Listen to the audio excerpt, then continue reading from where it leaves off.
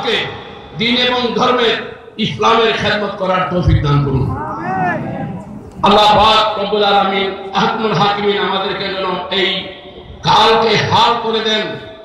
সেটা হলো কি, মঞ্জিল মিলি, তার শর্ত আছে, মঞ্জিল মিলি মুরাদ মিলি মুদ্দা মিলা, अरे जिसको हुजूर मिल गए, जिसको हुजूर मिल गए, उसे को खुदा मिला।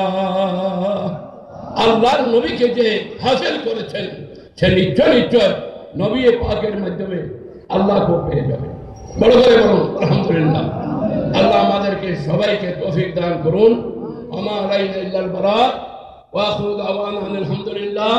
আসসালামু আলাইকুম ওয়া রাহমাতুল্লাহ।